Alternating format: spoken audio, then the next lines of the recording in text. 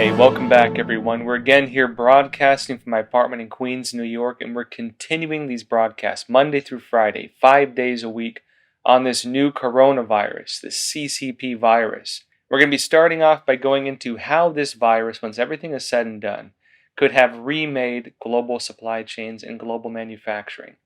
We're going to be looking into the war of perception now being waged, and not just between the US and China. Also going to be going into how the Chinese regime is currently fighting back against calls for investigations into the origins of this virus. Now folks, before we get started, if you haven't already, please do not forget to like and subscribe. Again, it really helps this channel grow. And also, we have a lot of folks asking us what they can do to help. There are two things. One, the Epoch Times has launched a global petition calling for the investigation, condemnation, and rejection of the Chinese Communist Party. If you want to sign that, go to ccpvirustruth.com. And we're asking people, if they really want to help, sign it and then tell 5 more people about it. Also, we do accept donations on this channel. I understand it's rough times, of course. And so even, again, just liking, subscribing, telling your friends and family about this show, again, we really appreciate it. Now, jumping into it, there is a global movement, it seems to be taking place right now, of different countries pulling manufacturing out of China and even giving financial incentives to companies that do so. First off, there's a story in the Bangkok Post saying Japan to help shift output to ASEAN from China. We went into this a bit before, but we'll go over it again. Japan launched a 23.5 billion yen, that's $220 million, subsidy program to shift production out of China and into Southeast Asia. The initiative came after many automakers and other manufacturers suffered a shortage of parts produced in China after the new coronavirus outbreak started late last year in the central Chinese city of Wuhan. Not just surface manufacturing, but the fundamental manufacturing, the supply chains. Going further, South China Morning Post is reporting India luring firms fleeing China with land, offering nearly double the size of Luxembourg. It says, quote, India is planning to set aside 461,589 hectares of land across the country to entice foreign firms looking to exit China, sources say. And another one, India looks to lure more than 1,000 U.S. companies out of China. Of course, the U.S. has also been pulling, on their own more so, a lot of companies have been pulling out of China, given the fact that right now the whole place is on lockdown, they can't manufacture. The whole thing's shut down for the most part. Opening up slowly, but according to local reports, it's hard for them to find workers, hard for them to get to where they need to go, and also hard for them to fill orders. And so right now where things are destabilized, companies are pulling out. And even before this whole thing, they were pulling out already. Two factors in that. One is the U.S.-China trade war. Going forward, if these investigations into the Chinese regime take place, which we'll be going into more so later in the show, Trump is talking about, for example, putting more tariffs on Chinese goods. Well, I can do it differently. I can do the same thing, but even for more money just by putting on tariffs. And of course, you can expect the Chinese regime to fight back with that. And so companies have been and still are pulling out of China. And it seems India is trying to entice them to move their businesses to India. Now, we've reported before that the Trump administration was talking about pulling the manufacturing of this personal protective equipment out of China. In other words, this protective gear for frontline medical workers and also these protective masks out of China.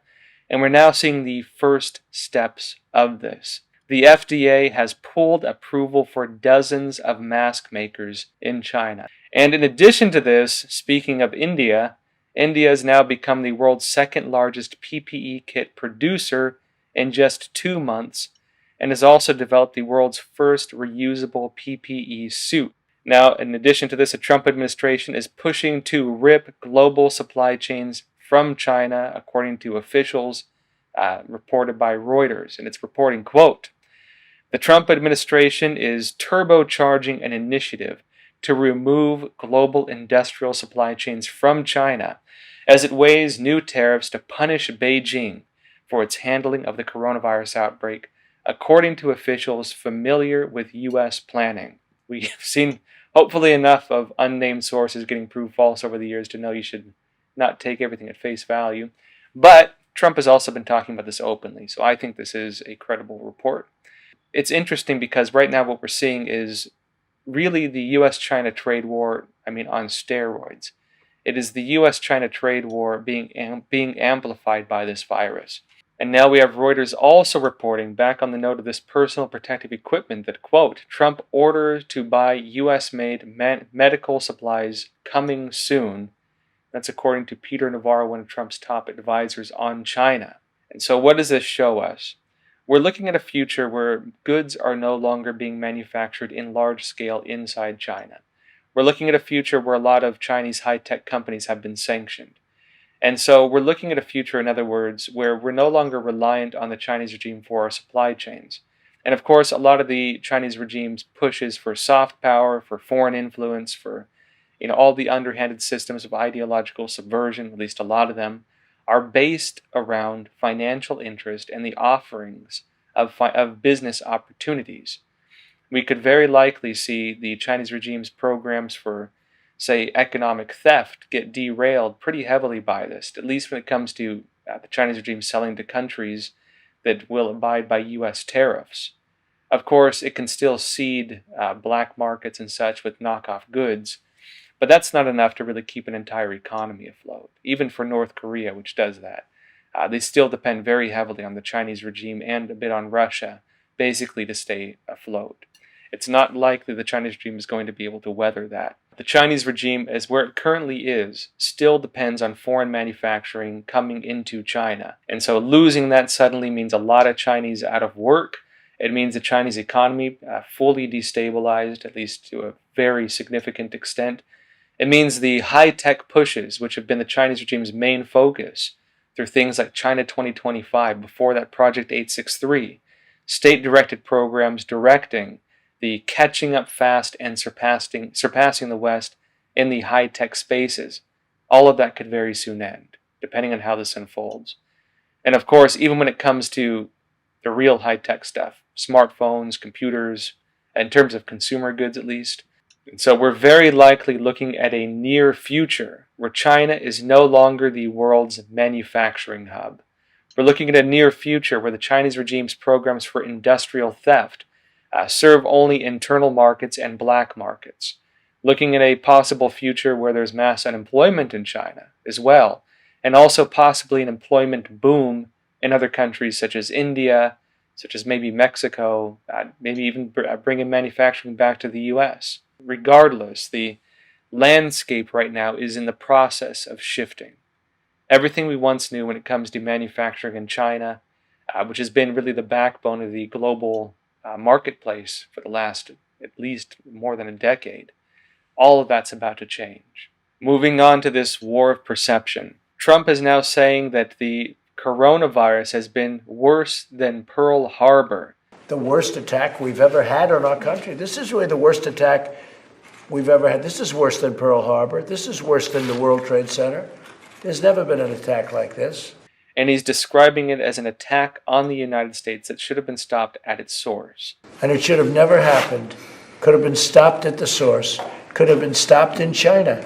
In addition to this, in terms of this war of perceptions, U.S. lawmakers are pushing to name the Chinese embassy street after the coronavirus whistleblower doctor, Dr. Li Wenliang, who of course tried warning the world about this virus fairly early on, was stopped by the CCP, jailed, and of course later died of the coronavirus. He's being seen as a symbolic figure, almost a martyr in China and in a lot of other countries right now. In addition to this, China is warning the United Kingdom against a, quote, new Cold War, as it accuses British politicians of poisoning relations with Beijing. Liu Xiaoming, Beijing's ambassador to the UK, said in a webinar, regrettably, a few politicians in the UK have been addicted to the Cold War mentality to compare China to the former Soviet Union, and urge a review of the China-UK relationship and even call for a new Cold War. Now, when the Chinese regime accuses others of calling for a new Cold War, it is introducing that concept into their minds that criticizing the Chinese regime, that going after the Chinese regime, criticizing its handling of the virus, is equivalent to engaging in a new Cold War with China. And moving on with this too, Beijing is demanding praise in exchange for medical goods, these medical supplies. Now this was of course reported a little bit before, we covered it a bit, but now it's hitting the main headlines again. A growing number of reports indicate Chinese officials pushed their counterparts in Europe to make positive statements about China in order to receive shipments of medical supplies to fight the novel coronavirus. And this actually brings up an interesting question as to which politicians gave positive statements on the for the CCP on its handling of the virus in exchange for medical goods. In other words, which statements were made publicly defending the Chinese regime, promoting the Chinese regime in a time when it's being called out for mishandling this virus early on, for censoring, for disappearing journalists, lying to the world, lying to the WHO, which then repeated a lot of its lies, specifically around, for example, human-to-human transmission, specifically around delays on, say, travel restrictions, and even criticisms of countries like the US that put early travel restrictions on China. Now, when it comes to this war of perception, it can't be emphasized how big of a deal this is when it comes to perception management, when it comes to maintaining national security, when it comes to the Chinese regime maintaining internal stability. In free countries, democratic republics, democracies, whatever you want to call them, where you are depending on an educated public making informed decisions. Their exposure to information determines the decisions they make. In other words, the direction of free societies is based on the information they've been exposed to. And of course, their perceptions of what is good, what is bad, who is right, who is wrong, is again shaped by the information they're exposed to. This is why many countries, especially totalitarian regimes like the Chinese regime, manipulate media and information so, I'd say, intensively to such a minute degree where even, say, online comments are managed and censored.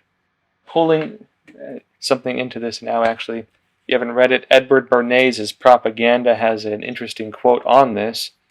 This is written in 1928 and is considered one of the foundations of modern advertising, and also played a huge role in a lot of the information war campaigns we've seen throughout the 20th century. Now, right from the beginning, this is what he says: "The conscious and intelligent manipulation of the organized habits and opinions of the masses is an important element in democratic society. Those who manipulate this unseen mechanism of society constitute an invisible government, which is the true ruling power of our country. We are governed, our minds molded, our tastes formed, our ideas suggested, largely by men we have never heard of. This is a logical result of the way in which our democratic society is organized. Vast numbers of human beings must cooperate in this manner if they are to live together as a smoothly functioning society."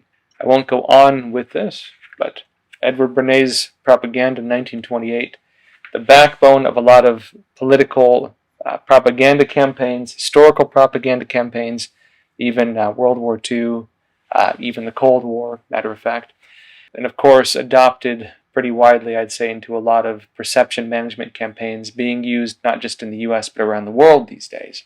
I won't go too far into this. The whole issue of perception management and the war of words is big, especially for the Chinese regime, where they've adopted things like the three warfares focused on information warfare into their military code. It's part of their military strategy. The CCP is fighting back against pushes for investigations into the origin of the virus. And they, of course this has been going back and forth for a bit, but they're stepping it up a bit more now. Now, the Chinese regime, according to Financial Express, has dared Mike Pompeo to show, quote, enormous evidence of COVID-19 originating from a Wuhan laboratory. And coming back at this, China will bar international investigators until, quote, final victory, end quote, over pandemic is achieved. And that's according to Yahoo News. And so, in other words, the Chinese regime is daring Mike Pompeo, Secretary of State, to prove, allegedly without a doubt, that the virus came from one of these Wuhan laboratories, and is at the same time barring international investigators from going to this laboratory to prove it. And so this is a very subtle propaganda tactic, again, a play on words, making it appear that Mike Pompeo is making statements that can't be, fully backed.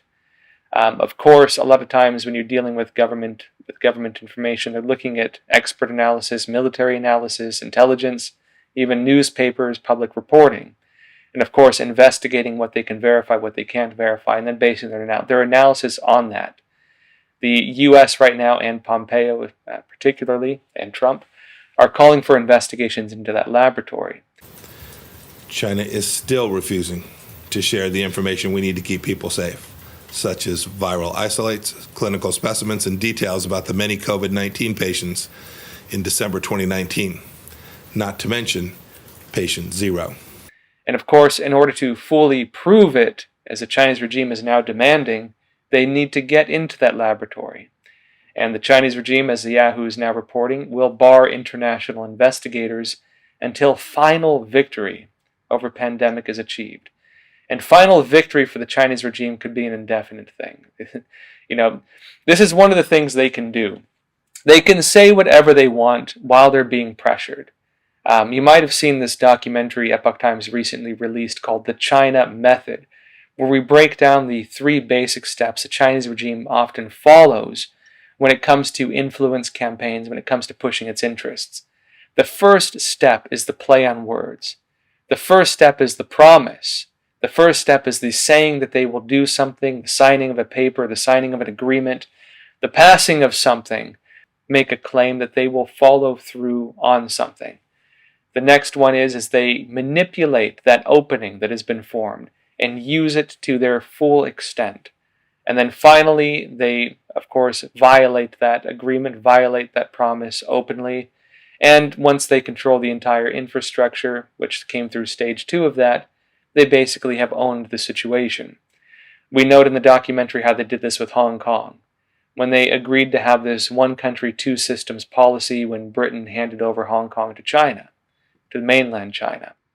And of course, in Hong Kong, the Chinese regime has violated those agreements to a very large extent, which has led, more than 2 million Hong Kongers to take to the streets and protest.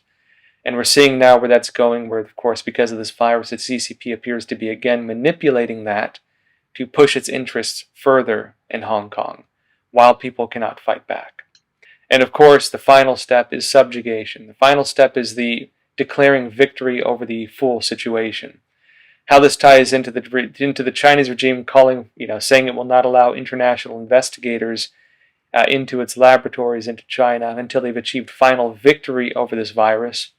They can, of course, create false information, false evidence. They can create a Potemkin village, so to speak, where people go in and they're living in the Truman Show. When these investigators go in and everything they're encountering is, fake, manufactured. They can do that. The Chinese regime could set that up and very likely would set that up in the meantime. Getting in there quickly, getting in there before they can do that is, of course, or should be at least, a priority of any country wanting to launch an international investigation. Senator Rick Scott is pledging to hold Communist China and WHO accountable for coronavirus fallout. And meanwhile, amidst this, China is backing the WHO to investigate the origin of this virus and is calling out the United States for politicizing this issue. This is according to South China Morning Post, which again it used to be more independent. They got bought up by, they're under Jack Ma now, Alibaba, and so not really trustworthy like they used to be. Again, they do sometimes act as a pseudo-mouthpiece of the Chinese regime. It says, quote, Maria von Kerkhove, an epidemiologist with the WHO, on Wednesday said the agency was in discussion with China about examining potential animal origins of the coronavirus. There is discussion with our counterparts in China for a further mission, which would be more academic in focus and really focus on looking at what happened at the beginning in terms of the exposures with different animals, so that we can look to have an approach to find a zootonic source, While the CCP is saying it will bar international investigators, it is saying it will allow the WHO in, possibly. Why is the WHO different from, say, official international investigations? What is different between the WHO and other countries calling for investigations? Not just the US, but for example, Australia, UK, other countries as well. What is different about the WHO that makes the CCP feel safe with them investigating it, but not other countries? Now, with that said, we'll end it here for tonight. Again, folks, we're going to be broadcasting Monday through Friday, 5 days a week, focusing very heavily on this new coronavirus. Next week, we should also be getting some great interviews. Chris Chappell from China Uncensored. I talked to him today. He said he's interested in coming on the show, so hopefully we'll get him on next week.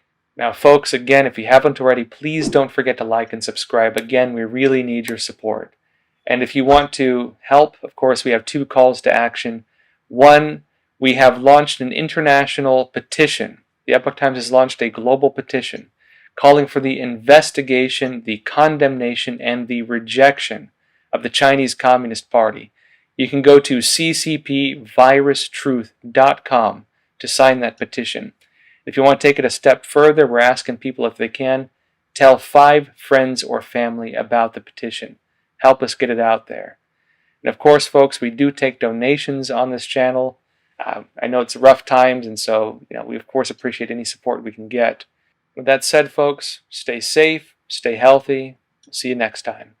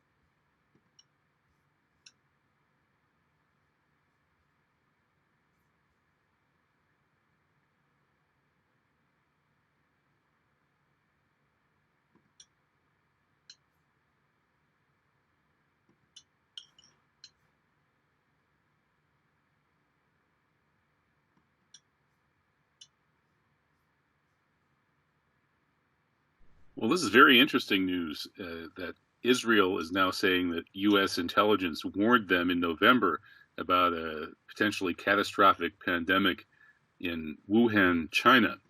and apparently other U.S. allies were also warned in November. This confirms what ABC News reported earlier this week. And of course, the Trump administration denied it. And you're not supposed to believe anything until it's been denied, maybe twice or three times. So we'll have to wait for a couple more denials before we could be sure that this is true. But assuming it is, and we've got these different sources now telling us that this is true, this is quite mind-blowing, because China did not become aware of this problem until December 31st. So if U.S. intelligence knew that there was a potentially catastrophic pandemic developing in Wuhan, China, in November, it means U.S. intelligence knows what's happening in Wuhan, China, better than the Chinese do. And the only reason that that would be the case would be if the U.S. had planted the virus there. Now, that sounds like an outrageous hypothesis, but it's really not. If we understand how geopolitics operates, how covert operations take place, and if we understand the complete lack of normal morality and ethics among people who are in charge of foreign policies, we understand why it is far more probable than not that U.S. intelligence was indeed behind this. Although, given what the Israelis pointing the fingers at the Americans, maybe the Israelis were involved too and want to offload some of the blame. Who knows? Certainly the attack on Iran would implicate the Israelis. In any case, the U.S. desperately needs to stop the rise of China to number one world power status.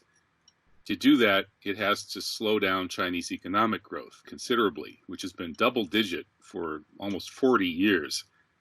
The only way to do that would be to torpedo the entire global economy and find a way to try to break the global supply chains so that the economy would become less globalized and people, countries, individual countries would be looking elsewhere rather than to China for their goods, to get infrastructure through such projects as Belt and Road and so on. If history continues on the trajectory that it was on before the coronavirus, the Chinese are going to rule the world within a decade or two. There's no question about that. And that is absolutely unacceptable to the American decision makers. They had to find some way to bust up the globalized economy, and in particular to try to strike at China. This appears to be what they've done. Now they're saying they're going to steal China's investments in U.S. treasuries to the tune of trillions and trillions of dollars as supposed compensation for the virus. So the U.S. Propaganda push among the extreme anti-China crowd here in the United States to blame China, the push to use this as an excuse to destroy China's economic leverage by stealing the Chinese investment in U.S. treasuries, and the attempt to deglobalize the world. All of this points straight at the usual suspects, the same people who did 9/11 in order to launch their war on the Islamic civilization as the beginning of the clash of civilizations, now realize that the civilization that is the most threatening to their continued hegemony in the world is Chinese civilization. This is the first strike of World War III, as the U.S. is preemptively striking China, not so much with the virus itself, but with the massive publicity and the effect that the historical effect that will happen due to this virus, as they can smear China, as they can try to convince other countries to stop trading so much with China, and as they attempt to deglobalize the world economy so that they can freeze the world the way it is, where the U.S. still has the vast preponderance of military power.